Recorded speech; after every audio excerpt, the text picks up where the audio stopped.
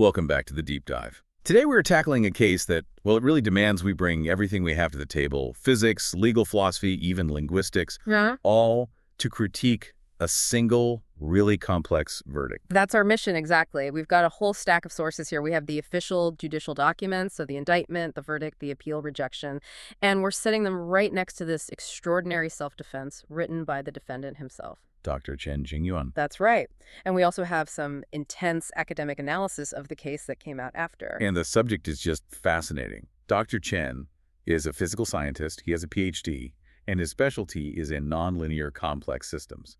He was arrested, then prosecuted back in 2022 for his activity on social media. And the charge against him was this notoriously vague one, seeking trouble and stirring up trouble. Specifically, they said he was spreading false remarks and disturbing social order on Twitter over a 3-year period. So our goal here isn't to retry the case. What we want to do is use some pretty high-level philosophical frameworks to look at this.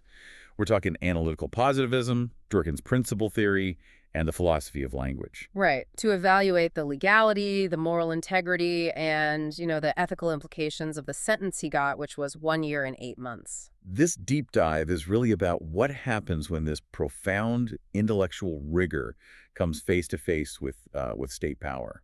What stands out to me right away in the sources is just the sheer depth of Dr. Chen's resistance. I mean, this wasn't your typical legal defense. This was an intellectual battle, and he waged it across multiple disciplines. Okay, so let's unpack this. Let's start with the bare facts first. Who is Dr. Chen? He's an independent scholar born in 1976. He describes himself as being committed to skeptical inquiry. Okay, and he was arrested in September 2022, convicted in April 2023.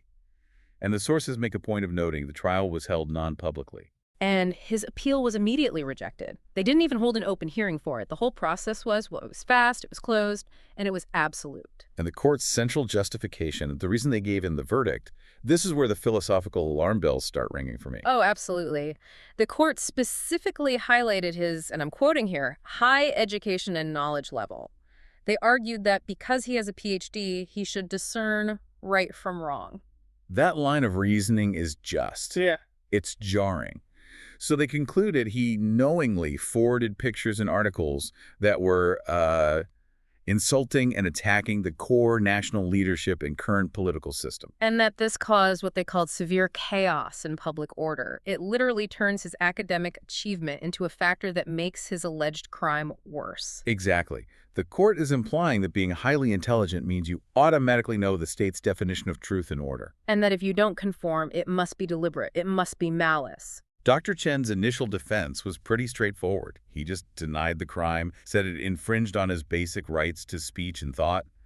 But, that was just the opening shot. This is where the complexity scientist in him really comes out. Instead of just sticking to standard legal arguments, he uses his expertise in physics, in complex systems theory, to just systematically dismantle the charge. So he breaks it down into its 3 necessary parts, right? Right.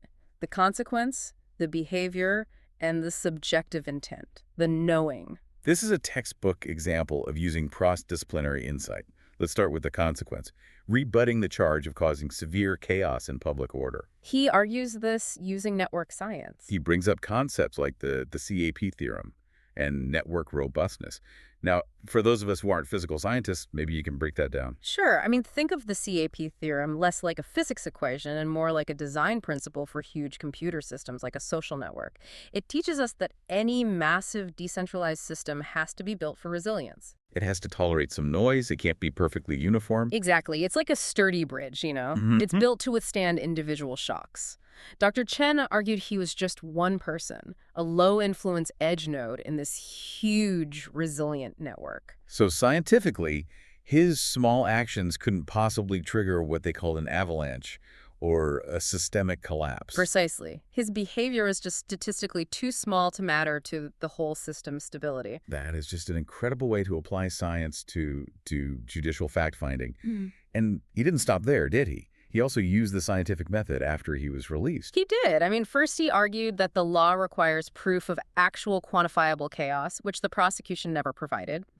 But later he points out that the criminal evidence, the posts, were still online. And what happened? Nothing. He said they were unattended, without forwarding, without discussion. So he basically used real-world observation to prove that no severe chaos had actually occurred. He fact-checked the state's claim with reality. Okay, let's move to the second element then. The behavior, or the false remarks. This is that classic battle between what is fact and what is opinion. And he breaks down the content he forwarded very systematically. He says there are 3 categories that just aren't legally rumors: Which are?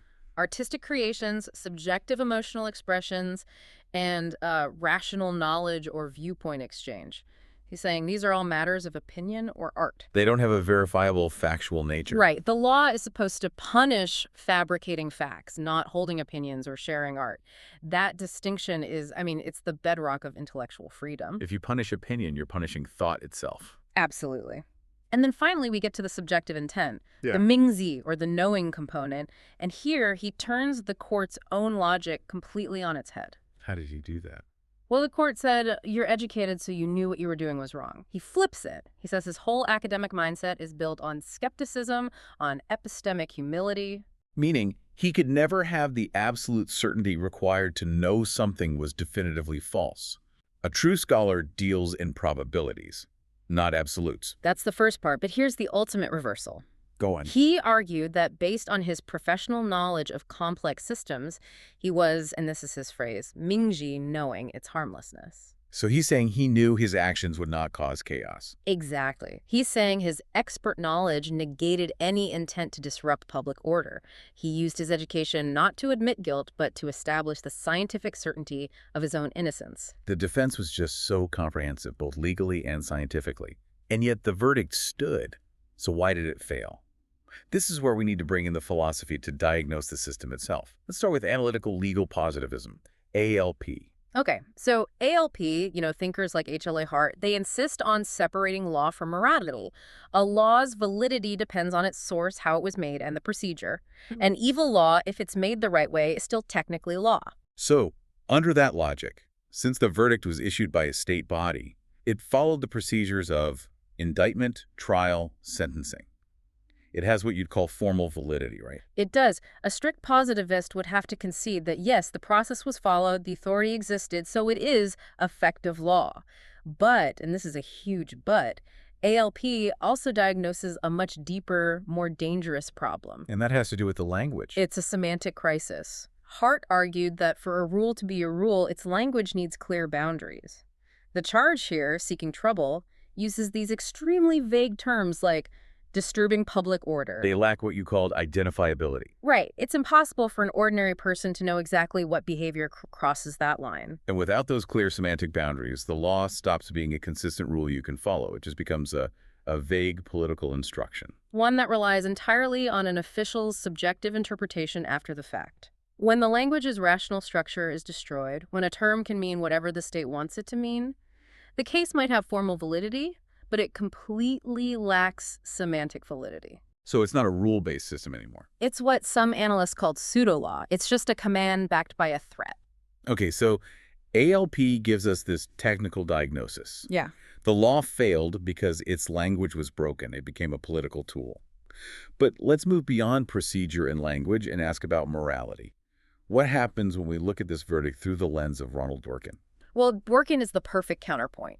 He completely rejected that separation of law and morality. For him, law isn't just a set of rules. It's an interpretive concept made of rules and principles. And principles are things like constitutional rights, equality before the law. Yes. And Dworkin calls these principles trumps. They are non-negotiable rights that have to override mere policy. For policy would be a collective goal, like maintaining stability. Exactly. Dr. Chen's freedom of expression is a fundamental principle. Dworkin would argue you cannot sacrifice that principle for the policy of maintaining social order, especially when the state couldn't even prove a clear and present danger. Which Dr. Chen's own scientific analysis showed they couldn't. Right. So the judgment fails Dworkin's big test for judicial decisions, which is upholding law as integrity. And for a judgment to have integrity, it needs 2 things: fit and justification. Okay, let's focus on those 2 points, make sure everyone listening gets the weight of this. How does the judgment fail to fit? It fails the fit test in 2 big ways. First, it directly conflicts with the constitutional principle of free expression. Second, it conflicts with the principle of equality. Because of the selective enforcement. Right. Other people posted similar things and weren't charged. It was arbitrarily applied, so it fails to fit into a system where people are treated equally. And the failure of justification. I think this is the most morally powerful argument. It has to be morally justifiable. It can't be. Not under Dworkin's theory. Because the court turned knowledge and high education into a crime-enhancing factor, that is just intellectually and morally absurd. A system that punishes the ability to think critically cannot be justified. I have to say, that one piece of judicial reasoning, that your education makes you more guilty, that is the single most jarring sentence in the entire verdict. And it shows the court completely confused its role. Dworkin would say they replaced proper judicial discretion, which is all about upholding individual rights as trumps, with just administrative policymaking. They were just serving a collective goal at any cost. So in the Dworkin's terms, the result isn't just bad law. No, it's illegitimate law. It betrays the core moral promise of a legal system, which is to treat everyone with equal concern and respect. By putting policy over principle, the verdict loses its claim to integrity. That brings us to our final angle, and it's perhaps the most contemporary one, the philosophy of language. Here we're moving past legal concepts to look at how language itself was used in that courtroom.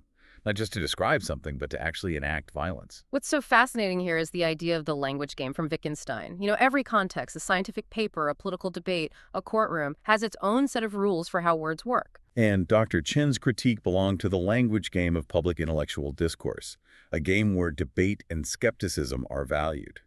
But the court, with its verdict, it violently ripped his critique out of that intellectual context, and it forced it into this very narrow, state-defined context of legal disturbance, which completely distorted the meaning of his words and his intent.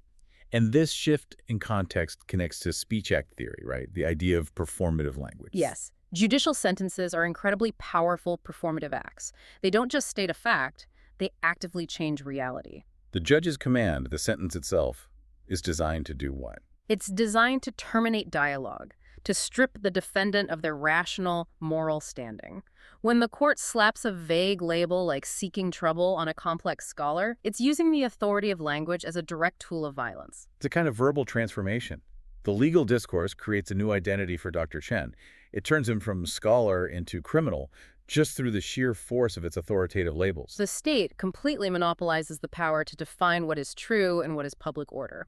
And ultimately, the case shows the creation of what's been called a private language of power. A private language, right. In this game, only the judicial authority gets to interpret what words like disturbance or false remarks actually mean. And that act deprives the rest of the community of any shared understanding or any ability to engage in meaningful critique. They're basically saying, only we get to define the words we use to condemn you. So we've covered three completely distinct philosophical diagnoses of the very same legal outcome. Yeah. Analytical positivism questioned the law's clarity and found it lacked semantic validity because the charge was just too vague. Dworkin questioned its morality and respect for rights, finding the verdict illegitimate because it put policy over principle. And the philosophy of language, it questioned the violence that was inherent in the judicial process itself, showing how power can manipulate the context and the meaning of language just to enforce compliance. The core tension here is just so stark. It's the formal certainty of law, was the paperwork filled out correctly, versus the substantive justice of law. Is the outcome principled? Is it humane? Is it logically sound? And the sources note that Dr. Chen, after his release, was reflecting on how easily the system just dismissed his incredibly robust defense. He suggested that the judiciary's unprincipled actions, not his online critique, actually pose the greater systemic risk to stability. That observation is so crucial. And it leaves a really important question for you, for everyone listening to consider. In our age of informational complexity, where a system's stability often depends on its ability to process new information, when does the fierce defense of order become indistinguishable from the destruction of the very knowledge that system needs to evolve and adapt? That tension between order and discovery is definitely something to mull over. Thank you for joining us on this deep dive. We'll be back soon with more critical analysis.